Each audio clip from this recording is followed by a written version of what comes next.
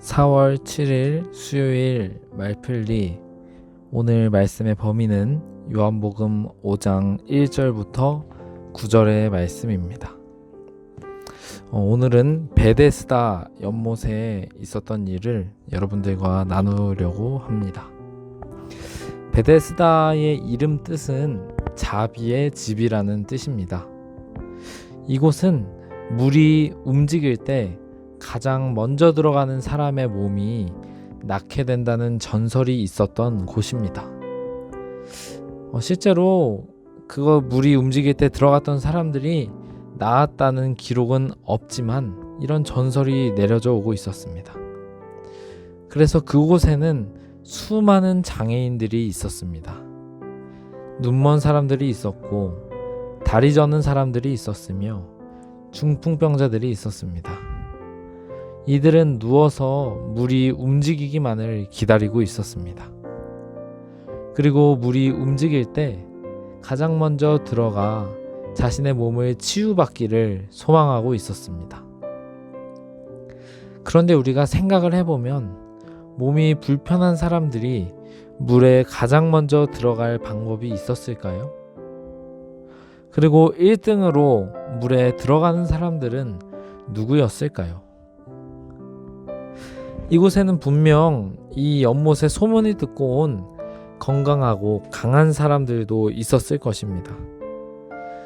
건강했던 그들이 더 건강해지기 위해서 이 연못에 가장 먼저 들어가고 싶어 했습니다. 그래서 강한 자들이 약한 자들을 짓밟으며 연못에 먼저 들어가게 되고 그 과정에서 많은 약자들이 죽게 되었습니다. 더 이기적이고 집요하고 힘센 사람이 먼저 연못에 들어가게 된 것입니다. 그들은 원래 건강한 사람이었기에 물에 들어가도 건강한 상태 그대로 나오게 됩니다. 자비의 집이라는 이름을 가진 이 베데스다 연못은 자비가 없는 인간의 이기심을 보여주는 곳이었습니다. 예수님께서는 오늘 이곳에 당도하셔서 38년간 병을 앓아온 사람에게 가십니다. 그리고 그의 병을 낫게 해주십니다.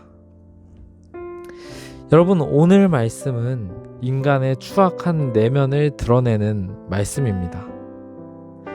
그리고 동시에 그리스도인으로서 우리가 어떻게 행동해야 하는지를 보여주는 장면입니다. 세상의 사람들이 이기적이고 악할지라도 그리스도인들은 약자를 도와주는 사람이 되어야 합니다. 예수님처럼 말입니다. 혹시 오늘 우리 주변에 도움이 필요한 사람이 있지는 않은가요? 오늘 그 사람을 도와주기로 결심하는 아침이 되었으면 좋겠습니다. 오늘 말씀을 마치도록 하겠습니다.